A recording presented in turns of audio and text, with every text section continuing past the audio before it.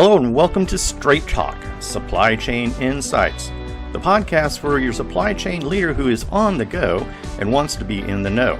And now, your host, Lora Cecere.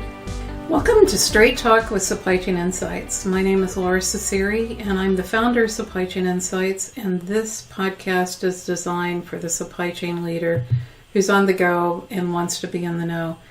Although most of us aren't on the go right now, most of us are locked in somewhere and wondering what's the supply chain of the future going to look like. And all I know is it's not going to be the same as pre-COVID-19. And I'm doing a series of podcasts to help people to think about this time, to reflect, to rethink, and hopefully realign the supply chain to drive better outcomes. So in this series, I'm interviewing, 5 to 10. I'm asking supply chain leaders to give their perspective on what to do with your supply chain as you are sitting thinking about realignment of the supply chain. And to that end, I want to just give some high-level thoughts. I was tested positive for COVID-19 a week ago. And as I sat and looked at the results and looked at my red, chapped hands from so much hand washing, I've never washed my hands so many times so thoroughly, saying happy birthday twice, back of the hands, under the nails. I've never done it so effectively or cleaned my house so much, running the vacuum every day and making sure that, clean sheets, etc. I lost the battle with COVID-19, but I'm winning the war. I'm recovering. But what I found was that the design of the supply chain for testing was not as quick as the virus seized victims and spread. So let me tell you the story. I believe I got the virus on a packed flight to San Antonio.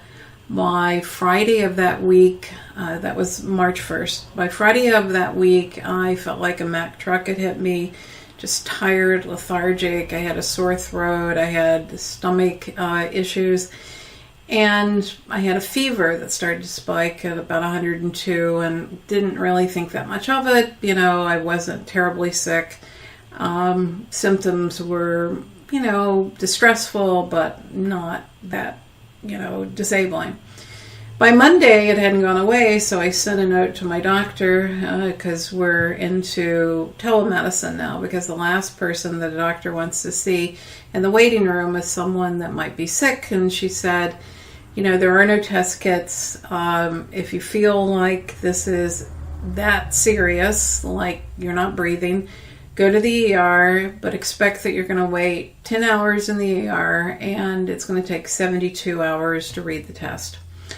So I didn't go to the ER because I thought the risk of going to the ER would be better or worse than, just staying at home. So waited 4 more days, sent a note to the doctor, still have 102 fever, have chills, please advise.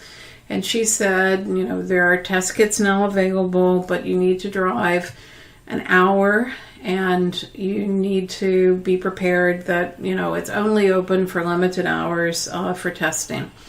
So, Wednesday I didn't feel very well, but I went to the drive-in facility, which was a farmer's field. It was an hour drive. I was the only person there. There were 5 attendants there, all with masks and gowns, and they told me it would take 4 to 5 days to read my test.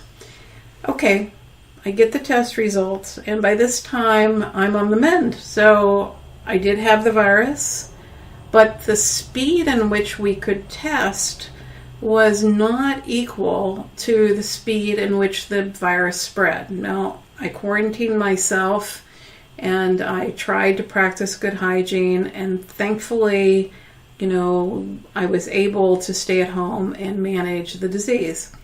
However, when we think about what that means for the supply chain, our processes need to be designed at the speed in which we need data, and it needs to be in a way that we can use data. And I think this is a wonderful example for us to sit back and think about the design of the supply chain for testing. When we first saw the outbreak, why were we not assembling test? Why were we not designing the supply chain for quick reads and clear governance of the test? The number of agencies that needed to be coordinated, the CDC, the public health, the local hospitals, there just was not alignment, and there was not proactivity of the agencies to be able to start stockpiling those tests for what needed to happen. And so proactivity in the supply chain by supply chain leaders is, I think, a call out here. Just as when we had the issues in Hurricane Maria coming out of that horrible hurricane where we had a concentration of pharmaceutical and medical device companies, what happened was hospitals woke up and they didn't get the kits that they expected for IV bags from Baxter. And instead of Baxter being proactive in telling the hospitals that they were going to be out, they basically let the hospitals run out, and therefore there were outages. And this is a critical supply item for hospitals. So I think our first call to action is we need to design the supply chain for the speed of business, and we need to be proactive in reaching out to suppliers and telling them that there are going to be issues. The third thing was I got a call from Reuters who wanted to understand what was going to happen to the supply chain. And I'm like, well, there's not going to be any supply chain that's not going to be untouched. And this happened to be a writer who wrote for the fashion supply chain. And she said, well, I'm just worried about getting goods out of China. And I'm like, well, if it's a fashion supply chain, I think the first thing that those companies need to be thinking about is the shift in demand and getting to consumption data and untethering the supply chain from the order signal and historic demand and the budget. Because what is being sewn and cut and inventoried for fabric in China is probably for a supply chain for demand that doesn't exist anymore. I said people aren't going to be buying wedding dresses, prom gowns, fancy shoes, and high-end makeup right now because the fundamentals of the supply chain have changed. We're going to be in our houses, not really worried about luxury goods, not really eating out. Fundamental demand has shifted. And so as we think about supply chain recovery, one of the things that I want people to do is to look at our systems and think about the logic in our systems and think about how do we get better signals. So instead of looking at forecasts based upon historic demand, we have to pull up, look at consumption data, and try to synchronize, not integrate the supply chain to consumption data. So if we look at the empty shelves for toilet paper, that is not because the companies that manufacture toilet paper don't have toilet paper inventory. The average number of days is 17 days. But the demand latency to get a signal from retail to replenishment to order replenishment point for an order for that manufacturer can be 12 to 17 days. So again, we have a supply chain out of sync. And we've worked on tight integration versus synchronization to consumption data. So the first thing is, let's look at what is the new normal of demand.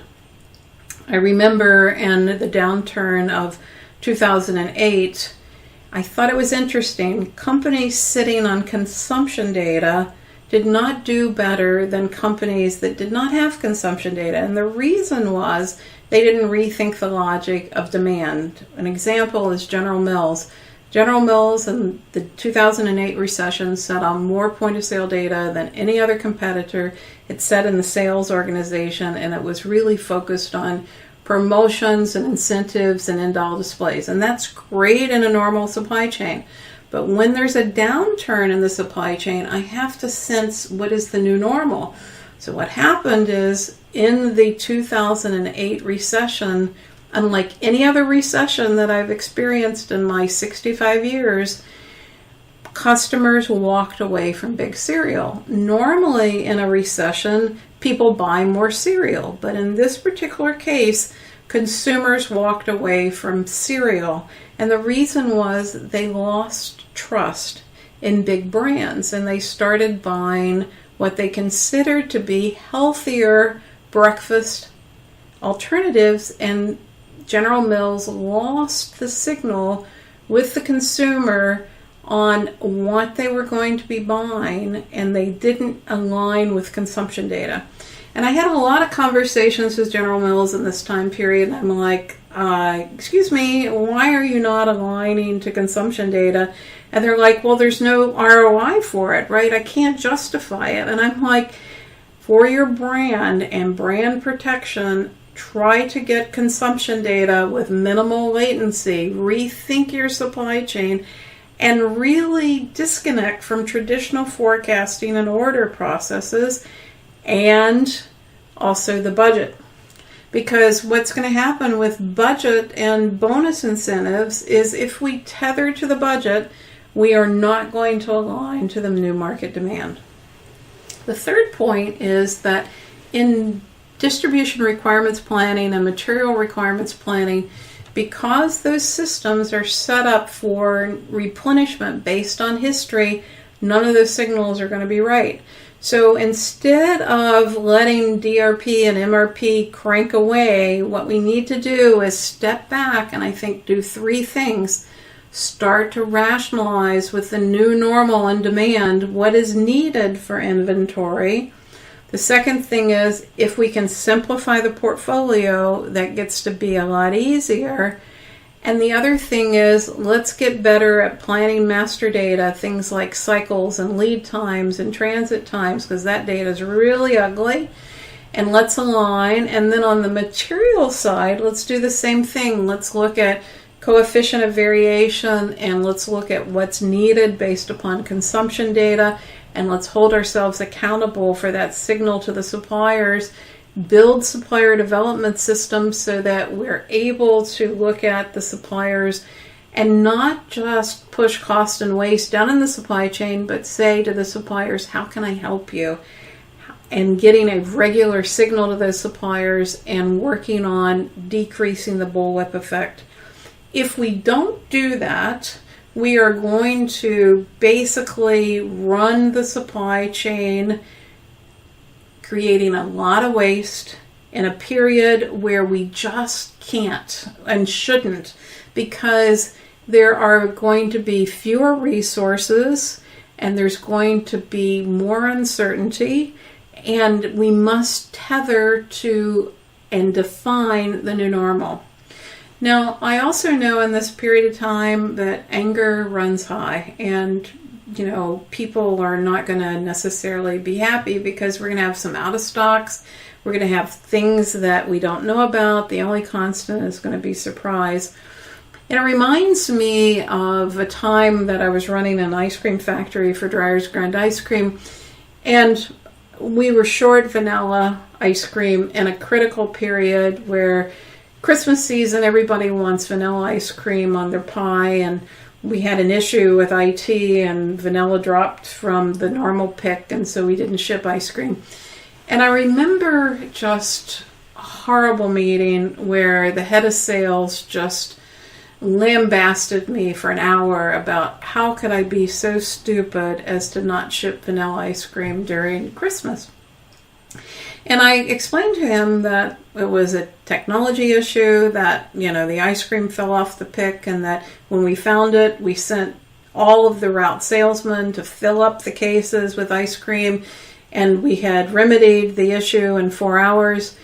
But his anger was so high that it was disabling, and it was really uncomfortable. And so if you're an executive in the supply chain, what I want you to be is supportive of the supply chain teams.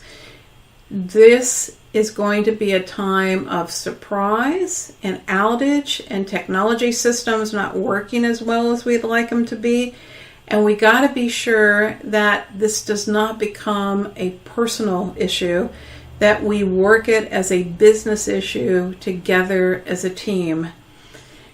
and that we can look forward, not look backwards, because now is the time for us to get our data right, rethink our systems, tie our signals to consumption, train our people, and align people on moving forward. So I'm recovering from the virus. I got to tell you, I'm really lucky in that, I've been able to stay at home. I haven't had to go to the hospital. I give thanks for that. I wish you and your family well, that you either do not get this virus or that you're able to have minimal symptoms. But one of the things we know is we're going to have a lot of time to reflect on the supply chain, and our supply chains are not going to be the new normal. We're going to be living in a case study of supply chain risk management and redesign for a long time. And I wish you well and all the best. This is Lora. May your recovery go well. Until next time.